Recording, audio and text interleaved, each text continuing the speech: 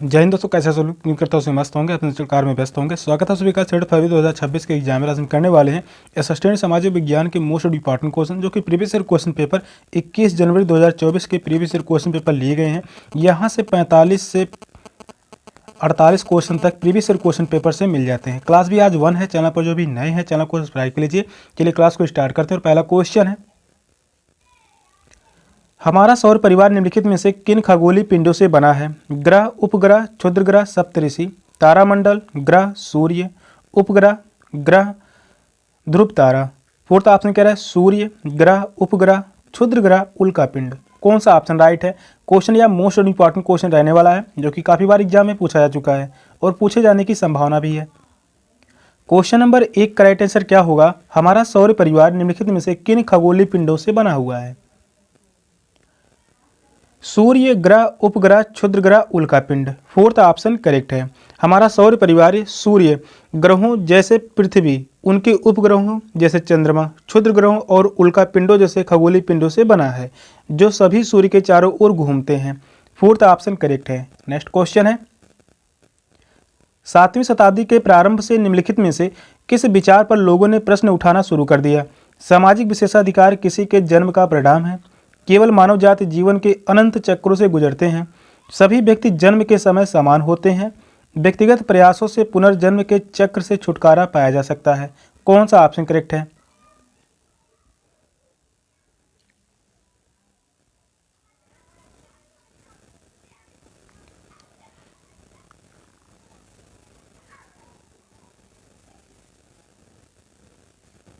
Question number 2 कह रहा है, 7वीं शताब्दी के प्रारंभ से निम्नलिखित में से किस विचार पर लोगों ने प्रश्न उठाना शुरू कर दिया? सामाजिक विशेषाधिकार किसी के जन्म का परिणाम है। फर्स्ट ऑप्शन करेक्ट है। 7वीं शताब्दी के प्रारंभ से लोगों ने मुख्य रूप से इस विचार पर सवाल उठाना शुरू कर दिया कि सामाजिक विशेषाधिकार किसी के जन्म का परिणाम है। फर्स्ट ऑप्शन राइट है। नेक्स्ट क्वेश्चन है, तमिलकृत पेरिया पूर्णम हमें किसके बारे में जानकारी प्रदान करती है? सिपाहियों और सैन्य जनरलों के बारे में, राजाओं और रानियों के बारे में, विद्वानों और कवियों के बारे में, साधारण पुरुषों और महिलाओं के बारे में। कौन सा ऑप्शन राइट है? जो भी क्वेश्चन करवाए जा रहे हैं, हर एक क्वेश्चन सेट एग्जाम के लिए मोस्ट इंपॉर्टेंट क्वेश्चन रहने वाले हैं, जो कि प्रीवियस ईयर क्वेश्चन पेपर से 40 से 45 क्वेश्चन तक पूछे जाते हैं। और यह जो है 2024 का प्रीवियस ईयर क्वेश्चन पेपर है। क्वेश्चन नंबर 3 का राइट आंसर क्या होगा?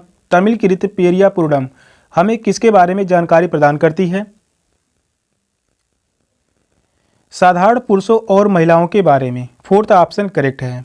साधारण पुरुषों और महिलाओं के बारे में पेरिया पूर्णम जो है यह एक पुस्तक है। फोर्थ ऑप्शन करेक्ट है। नेक्स्ट क्वेश्चन है, स्त्री पुरुष तुलना नामक पुस्तक की रचना निम्नलिखित में से किस सुधारक द्वारा की गई थी? ईवी रामास्वामी नायकर पेरियार, पंडिता रामाबाई, वीरासिंगलम पंतुल, ताराबाई शिंदे। कौन सा ऑप्शन करेक्ट है?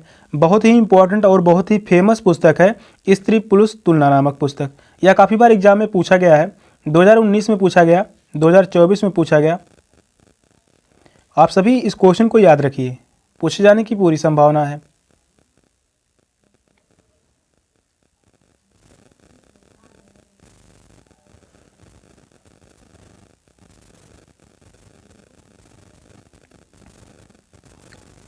इस क्वेश्चन का राइट आंसर होगा option D, Tarabai Shinde. Fourth option correct है, ताराबाई शिंदे। स्त्री पुरुष तुलना या पुस्तकाचारी जो रचना ताराबाई शिंदे यानी केली होती हैं, किसने किया था?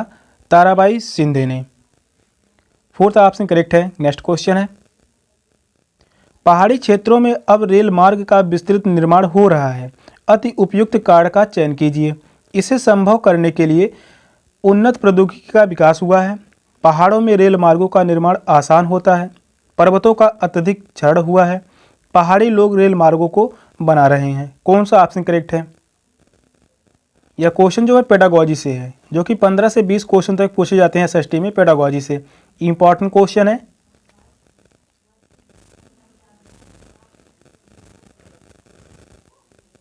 क्वेश्चन नंबर 5 का राइट आंसर क्या होगा? आप सभी कमेंट बताइए।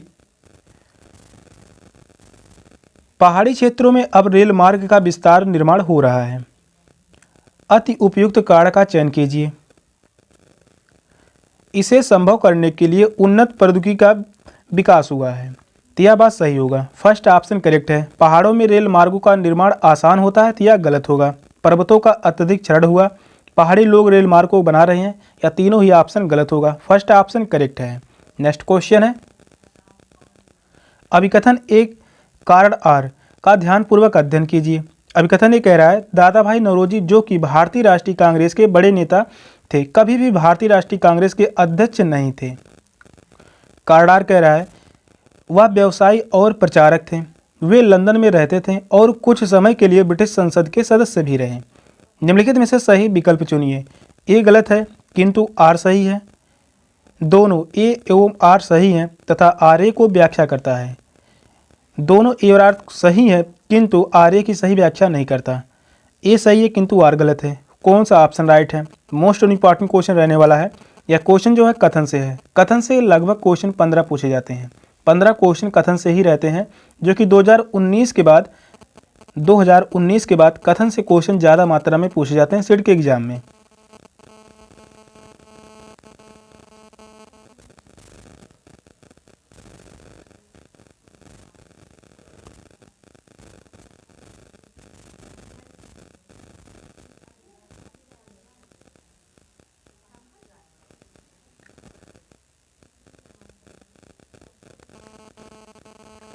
क्वेश्चन नंबर 6 कह रहा है, अभिकथन ए तथा कार्ड आर का ध्यानपूर्वक अध्ययन कीजिए। अभिकथन ए कह रहा है, दादा भाई नौरोजी जो कि भारतीय राष्ट्रीय कांग्रेस के बड़े नेता थे, तो यहाँ तक तो सही है। कभी भी भारतीय राष्ट्रीय कांग्रेस के अध्यक्ष नहीं हुए, तो यह बात गलत होगा।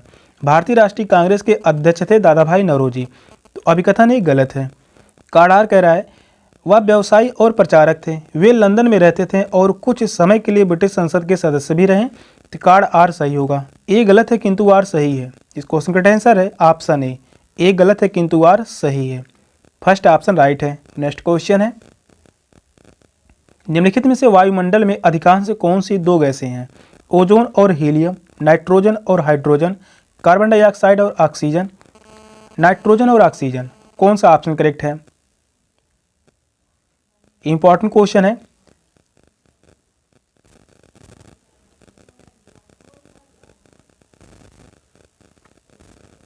क्वेश्चन नंबर 7 का राइट आंसर क्या होगा, आप सभी कमेंट बताइए। निम्नलिखित में से वायुमंडल में अधिकांश कौन सी दो गैसें हैं?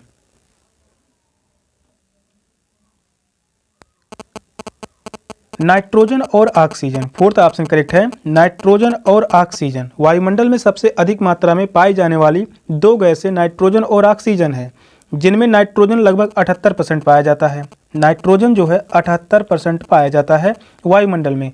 ऑक्सीजन की बात कर लें, यह लगभग 21% पाया जाता है। यह लगभग 21% पाया जाता है। फोर्थ ऑप्शन करेक्ट है। नेक्स्ट क्वेश्चन है, निम्नलिखित में से कौन सा हमारी पृथ्वी का वास्तविक निरूपक प्रतिरूप है? ग्लोब, मानचित्र, उपग्रह तस्वीर, रग्बी गेंद, कौन सा ऑप्शन करेक्ट है?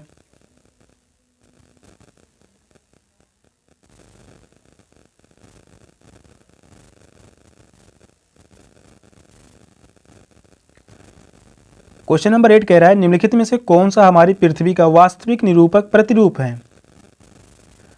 ग्लोब, फर्स्ट ऑप्शन करेक्ट है। ग्लोब हमारी पृथ्वी का वास्तविक निरूपक प्रतिरूप ग्लोब है, क्योंकि यह पृथ्वी के गोलाकार आकार, महाद्वीपों, महासागरों और देशों के सही आकार व सापेक्ष स्थिति को दर्शाता है।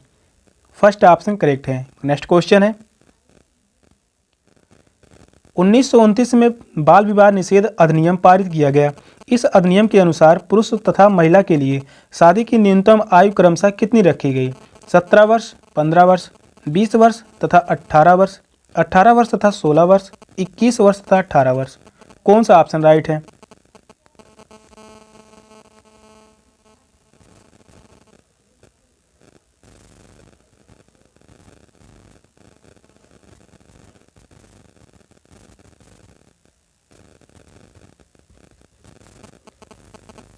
उन्नीस में बाल विवाह निषेध अधिनियम पारित किया गया। इस अधिनियम के अनुसार पुरुष तथा महिला के लिए शादी की न्यूनतम आयु क्रमशः कितनी रखी गई? 18 वर्ष तथा 16 वर्ष।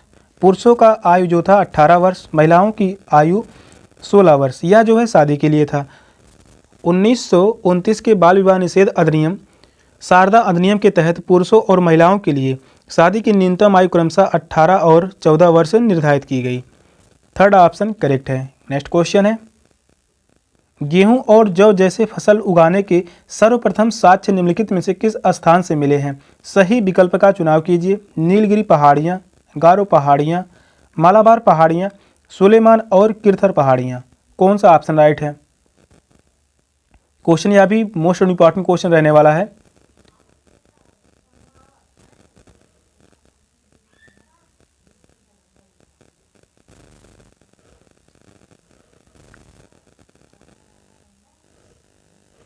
क्वेश्चन नंबर 10 का राइट आंसर क्या होगा? आप सभी कमेंट में आंसर देते रहिए। गेहूं और जौ जैसे फसल उगाने के लिए सर्वप्रथम साक्ष्य निम्नलिखित में से किस स्थान में मिले हैं? सही विकल्प का चयन करना है।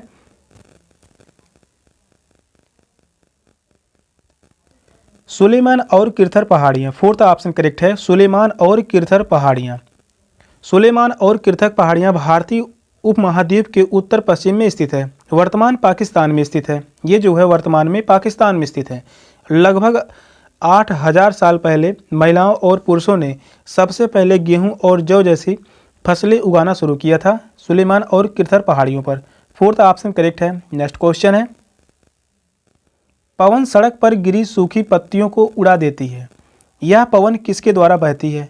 पौधों और जीव जंतुओं की गति, उच्च दाब क्षेत्र से निम्न दाब क्षेत्र की ओर वायु की गतिविधि के द्वारा, निम्न दाब क्षेत्र से उच्च दाब क्षेत्र की ओर वायु की गति के द्वारा, संघनित वायु की गति के द्वारा। कौन सा ऑप्शन करेक्ट है?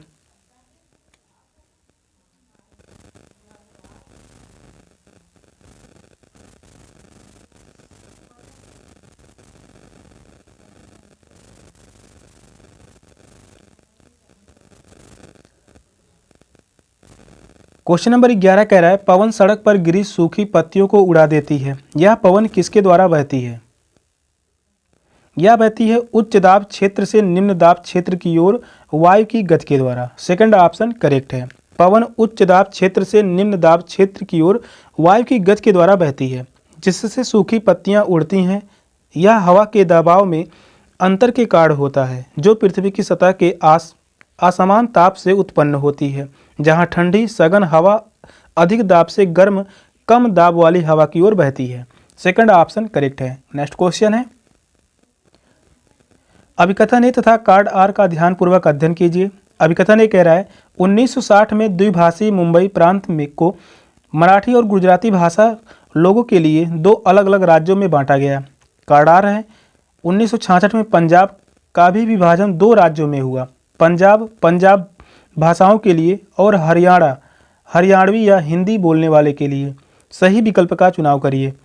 ए असत्य है किंतु आर सत्य है। ए और आर दोनों सत्य हैं, आर ए की व्याख्या करता है। ए और आर दोनों सत्य हैं, आर ए की व्याख्या नहीं करता।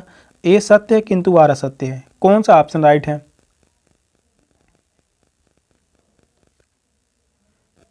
हर एक क्वेश्चन बहुत ही महत्वपूर्ण क्वेश्चन रहने वाले हैं। सीटी के एग्जाम में ये क्वेश्चन फंसने वाले क्वेश्चन हैं, जो कि क्वेश्चन भी टफ लिए गए हैं। ये पूछे गए क्वेश्चन है 2024 में पूछे गए क्वेश्चन है, जनवरी 2024। क्वेश्चन नंबर 12 कह रहा है, अभिकथन ए तथा कार्ड आर का ध्यानपूर्वक अध्ययन कीजिए। क्वेश्चन लंबा है तो थोड़ा क्वेश्चन को ध्यान से पढ़िए।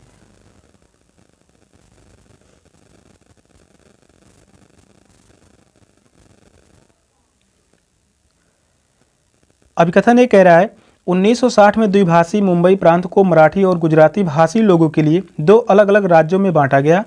यह बात सही होगा। अभिकथन ए सही है। कार्ड आर कह रहा है, 1966 में पंजाब का भी विभाजन दो राज्यों में हुआ, पंजाब पंजाबी भाषाओं के लिए, हरियाणा हरियाणवी या हिंदी बोलने वाले के लिए। यह दोनों ही कार्ड आर सही है, अभिकथन ए भी सही है, लेकिन कोई भी संबंध नहीं है, दोनों अलग अलग बातें हैं।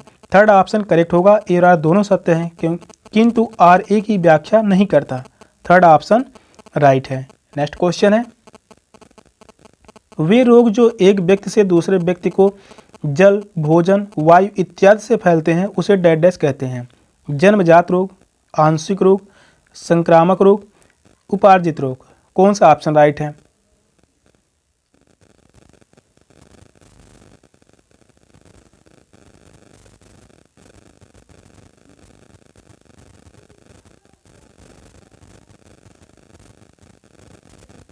क्वेश्चन नंबर 13 कह रहा है वे रोग जो एक व्यक्ति से दूसरे व्यक्ति को जल, भोजन, वायु इत्यादि से फैलते हैं उसे क्या कहते हैं? उसे कहा जाता है संक्रामक रोग। थर्ड ऑप्शन करेक्ट है, संक्रामक रोग। वे रोग जो जल, भोजन, वायु आदि के माध्यम से एक व्यक्ति से दूसरे व्यक्ति में फैलते हैं उन्हें संक्रामक रोग कहते हैं। थर्ड ऑप्शन करेक्ट है। नेक्स्ट क्वेश्चन है, कथनों ए तथा बी का ध्यानपूर्वक अध्ययन कीजिए। पहला कथन कह रहा है 1770 में बंगाल में एक भयानक अकाल ने लगभग 1 करोड़ लोगों को मार डाला। वहीं कथन बी कह रहा है इस अकाल में बंगाल की 1/3 जनसंख्या खत्म हो गई। निम्नलिखित में से सही विकल्प का चयन कीजिए। ए असत्य है किंतु बी सत्य है, ए बी दोनों सत्य हैं, ए बी दोनों असत्य हैं, ए सत्य है बी असत्य है। कौन सा ऑप्शन करेक्ट है?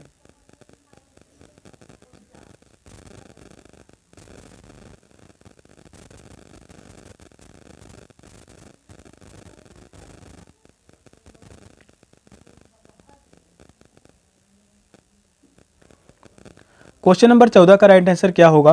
कथनों ए तथा बी का ध्यानपूर्वक अध्ययन कीजिए। पहला कथन कह रहा है 1770 में बंगाल में एक भयानक अकाल ने लगभग 1 करोड़ लोगों को मार डाला। तो यह बात सही होगा, पहला कथन सही है। दूसरा कथन है इस अकाल में बंगाल की 1/3 जनसंख्या खत्म हो गई। तो यह भी कथन सही होगा।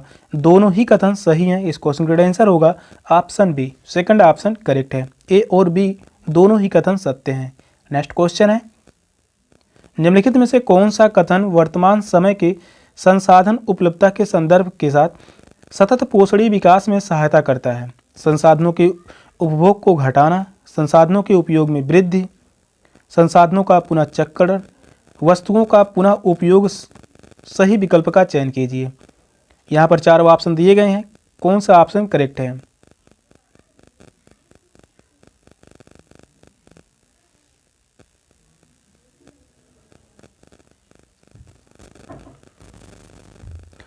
क्वेश्चन नंबर 15 का राइट आंसर क्या होगा? आप सभी कमेंट में बताइए।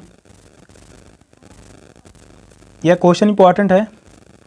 निम्नलिखित में से कौन सा कथन वर्तमान समय के संसाधन उपलब्धता के संदर्भ के साथ सतत पोषणीय विकास में सहायता करता है? संसाधनों के उपभोग को घटाना, तो यह बात सही होगा। संसाधनों के उपयोग में वृद्धि, तो यह गलत होगा। संसाधनों का पुनः चक्रण, तो यह भी सही होगा। वस्तुओं का पुनः उपयोग, यह भी करेक्ट होगा। ए, सी और डी कथन सही हैं। किस ऑप्शन में है? तो वह है option B, second option correct है। इस क्वेश्चन का आंसर है ऑप्शन बी।